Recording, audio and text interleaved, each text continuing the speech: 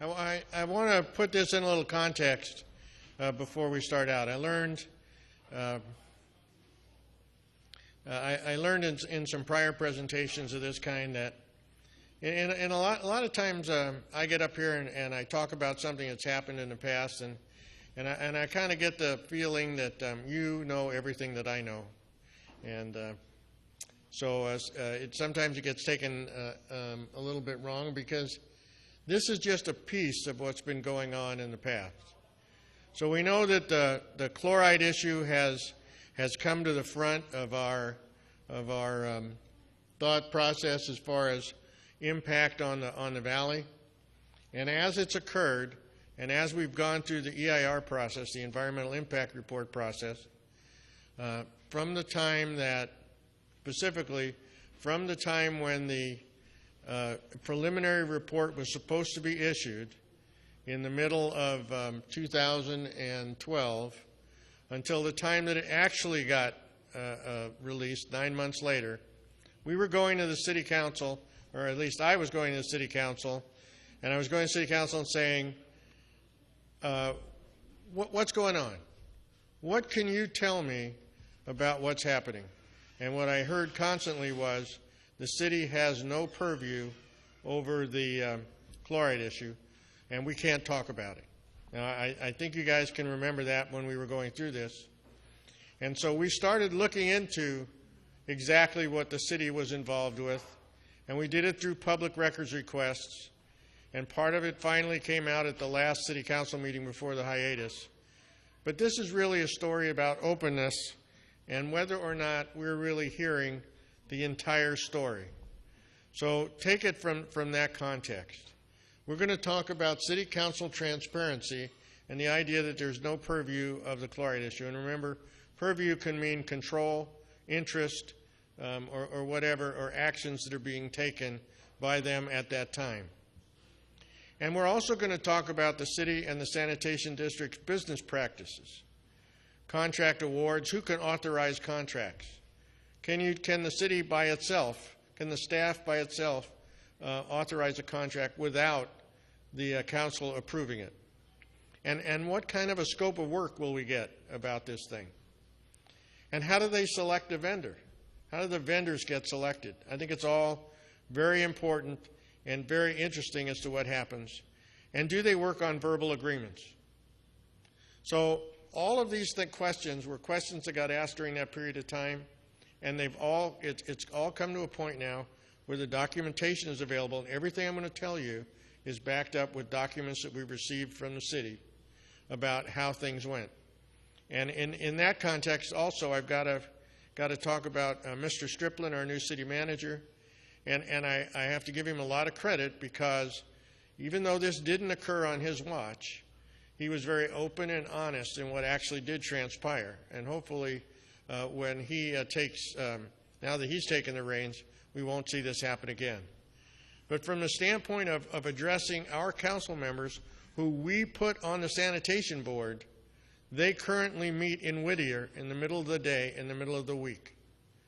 And we're now talking about, why are those meetings held in Whittier, and why can't they be held here in Santa Clarita, where Santa Clarita residents can know about what's going on and hear about what's going on.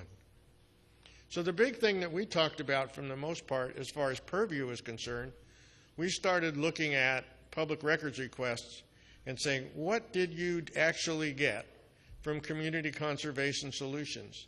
And we were actually talking about it from a standpoint of the contract that Community Conservation Solutions had with the Sanitation District. But in fact, when we started asking those questions, we found out that almost a year earlier, on September the 10th in 2010, the city issued a request for proposal, sent it out to 4 firms, documented in Mr. Striplin's memo, anticipated that they would start a contract award in October of 2010, and sent that out to these to these four contractors to get a response from. The due date of the contract from 2010 was September the 27th. And one of the sections in the RFP, which I also have in total, says that all proposals received by them after the hour and the date specified, which is 5 p.m. on September 27, 2010, will not be considered. So keep that in mind. That was the ground rules of what was going on. So we can tell that in 2010, the City of Santa Clarita had purview over the chloride issue. They were interested, and they were actually looking for a contractor that would help them through that process. Well, the statement of offer and the signature was signed. Community Conservation Solutions responded to that request for proposal. And when they responded for that request for proposal, they actually responded on September the 27th. Yet included in the package of their proposal input on September the 28th was the statement of offer and signature, and it was signed there on September the 28th. And their disclosure statement was signed on September the 29th, meaning that all of that information, the last two pieces of that information, had to come after the September 27th date and should never have been considered within their contract response. At that time, in that statement of disclosure on September the 29th, 2010, it shows Lorraine West as a Community Conservation Solutions board member on that piece of paper. And it also discloses the $1,000 of donations the City of Santa Clarita made to Community Conservation's Paint the Town Green reception in 2010. Now, if you remember, we found that out. We found that out in piecemeal. Remember, we talked about it before. We found it out on their website was the $1,000 donation, and that's where we found out that Lorraine West was on the board. So it seems to me that Lorraine had to know that they were actually responding to this proposal. Well, in the RFP, the statement of work says the city was looking to retain services to provide expertise and guidance with total daily maximum load issues in regard to the Santa Clara River. And the proposal, and in the Community Conservation Solutions proposal response, they indicated that they were going to limit what they were going to do for us to work only be based on review of reports, technical analysis, background information, and summaries provided by the Santa Clarita Valley Sanitation District. They were only going to gather information, and they would not in any way be performing outreach. So we're really looking at a program where this is a consulting effort. It's an effort that is being done on documentation that would be provided to them, and they weren't really bringing new information to the table. So we went through a vendor selection process, and this got brought out at the last council meeting. And Community Conservation Solutions was sort of selected, because there was a problem. And the problem is that there was, within their proposal response, an estimate of cost of $110,293. And it just turned out that the city manager is authorized to sign contracts up to $50,000 without gaining approval of the council itself. So they couldn't sign a contract for $110,000. So their solution was to renegotiate with Community Conservation Solutions and ask them, what level of effort can you provide not to exceed $50,000? And so Community Conservation Solutions came back on May the 2nd of 2011, indicated that they would provide services for $50,000, and they would perform those services as listed in Exhibit A in the contract. You know, we've got to throw in a little contractese here so it really sounds official, but we actually have all those documents. And when you go to Exhibit A, it says, services required by the city will be developed at an initial meeting. So there is no statement of work. No one knew what they were going to do. They were going to give us some kind of service for $50,000, and after they signed the contract, they'd come back and negotiate what they were going to do. Doesn't sound like a competitive bid process to me. Later on, since they didn't complete the contract in the year it was specified, they went and extended the contract for 1 more year. And then the invoices that I have, I got what, 1, 2, 3, 4, 5, 6, 7, 8, 9, totaled the Community Conservation Solutions invoicing the city $41,482. So they got paid for whatever it is that they went and did. So we went and asked. One of the things that we asked for was, show us this document developed at the initial meeting that said, what are you going to do? What are we going to do for this contract? And as it turns out, as it was reported back, it didn't happen. So there was no statement of work. So nobody knew what was going to happen. Nobody knew anything about what was going to transpire through this contract. It was just going to go burn $50,000, and then it was over. So in an attempt to recoup some of the money, the City of Santa Clarita requested verbally from the Sanitation District to pay for half the cost. And the Sanitation District said, okay, I wish I could do that. I think I'll call them up and say, how about paying half of my property tax bill next year and see if they'll say okay. And the district paid all the invoices issued to them. Now, it didn't say in the memo how much money that was. So here we got a contract given to a company, no statement of work, and we got someone else that's paying for half of it. So you can tell things are going on here that isn't quite on the up and up. The City of Santa Clarita, when we asked our council members, what have you been doing? They say, we have no purview over this. We're not doing those kinds of things. You have to go talk to the Sanitation District. The city's not involved in that kind of stuff. Well, look at this. This is a letterhead. City of Santa Clarita. It's dated September the 8th, 2011. It's to Governor Brown. And it's a letter talking to Governor Brown about the city working to solve the chloride issue with the Sanitation District. And look who signed it. A city council member. So Marcia McLean at the time was the mayor, and they actually went and petitioned the governor for a meeting. And this is, I think, one of the most interesting parts, because when they did this, they wanted to tell the governor what we were doing at the time. This is also on a City of Santa Clarita letterhead. This is the attachment. And in the attachment, what it says, one section of it, says that the City of Santa Clarita and the Santa Clarita Sanitation District have actively been working to resolve the chloride issue for the past 10 years.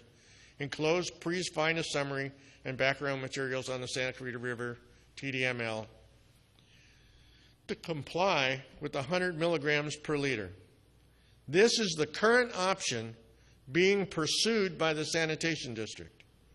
Construct reverse osmosis and brine disposal for 2 watershed reclamation plants. Well, wait a minute. I thought the decision hadn't been made. This is September 2011. We're getting the information back in the EIR, and they're saying, don't worry about it, because they're telling us, even as of today, no decision has been made. So they said that the current actions being taken is to design 2 reverse osmosis and brine disposal facilities at a cost of $21 million. Do you remember that $21 million? That's the $21 million they borrowed. That's the $21 million that's going to get added onto every one of the options that gets selected, because it's already been used or consumed. It's already been borrowed. It means that every single option that's being proposed is being underestimated by the money that's already there. Community Conservation Solutions was able to use then, at the time the Sanitation District comes out and says, I want you to answer my RFP. One of the things in the request proposal from the Sanitation District was, what kind of expertise do you have in dealing with the area and the issue. Well, Community Conservation Solutions had the contract with the city. So now all of a sudden they get the advantage of saying, since I had the contract with the city, I can use as expertise in our area and gain a competitive advantage, all while the sanitation district was paying for half of it. Doesn't sound like a fair and unbiased competitive bidding process to me. The total amount that we gave Community Conservation Solutions, $886,000. So in the progress report that we got from our Mayor Keller, talking about what Community Conservations had done for that period of time, it indicated that they had meetings, emails, discussions with city staff and the sanitation district. And we went through that before with all of the different meetings that they had gone through. So there was purview, there was active work, there was something that could have been reported. Have you ever noticed that when you go to a council meeting, what is one of the first things that happens? It's supposed to be committee reports, right? So committee reports are supposed to be what you reported on committee, what committees you've been on, what have you done in relation to for the city, and what we normally get is some kind of fluff piece about something that happened somewhere else, and the actual real information that goes on, we never hear. So it's important, the conclusion is, the City of Santa Clarita has, through the whole process, been actively involved in the issue, and we don't know how much time and how much money have they expended on it. Today, if there's a sanitation district meeting, there's a staff member that shows up.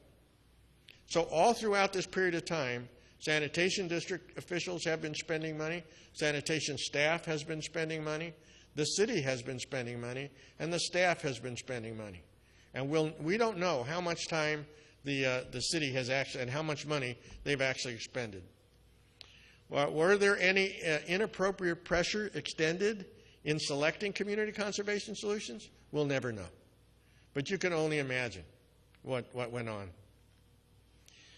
So I think it's pretty safe to assume that the council members have not been forthcoming informing the public of the activities that the city has provided on the chloride issues. And what they did when we asked the question was they said, oh, you should attend the sanitation district meetings in Whittier, and then you can find out what's going on. Well, why in the world are the sanitation district meetings held in Whittier? All right? If you're in Lancaster or Palmdale, their sanitation district meetings are held in the Antelope Valley.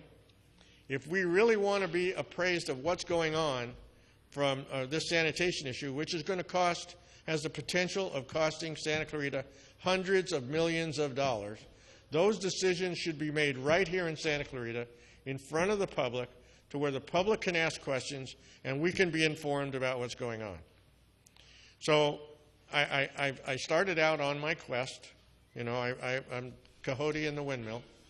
And I went to the Canyon Country Merchants Association, and I asked them, will you support the requesting the City of Santa Clarita to and the Sanitation District to move their meetings to Santa Clarita? And they agreed to petition the chamber.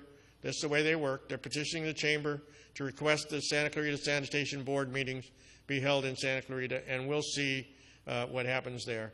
But I wanted to ask you tonight, what about us? Would somebody like to make a motion that we support moving the sanitation board meetings to Santa Clarita? All in favor? Oh, do we have any discussion? All in favor? Aye. Okay, so we'll go and we will push to get sanitation board meetings here in Santa Clarita and remind them that they need to be open and honest in all of their dealings on this issue. We're going to we'll ask questions. This is about the only thing left to go to council meetings and ask questions about the city involvement. We're going to wait for the final EIR response in October. Be ready to comment as appropriate, and realize that this is just for round one. And now we're actually going to end up in 3 rounds. This issue is driven by the Regional Water Board, by our Los Angeles Regional Quality Water Board. And now there's a stormwater district issue, same thing, same people, creating requirements for us, same players, same deal where they want us to where they'll set an unreasonable requirement and hope that we'll agree to do a watershed plan. We're getting that, and now from the standpoint is also that we're hearing that there's state legislation going through to try to get the Regional Water Board to handle the requirements for our drinking water. Okay? So we've got to stay on top of this. It has the potential of costing us a lot of money. From stormwater, they establish bacteria requirements. We don't know when the RFP was published for the city to look at the watershed plan, but we know that the MS4 standard was released on December the 28th, and we know from the last council meeting that the city has already made the decision to develop a watershed plan, and they're funding a draft report. And the question is, who made that decision? Because it didn't happen in the open. So we're watching the same thing happening. Final submittal to the Regional Water Board for the watershed plan for the stormwater issue is January 2016. So we can expect that to be another district issue where it's going to be another addition on our property tax bill. So let's make sure that we keep track of this, and because it's going to mean a lot to us. These are going to be the biggest increases single increases we've ever seen, and the money needs to be very carefully managed and spent.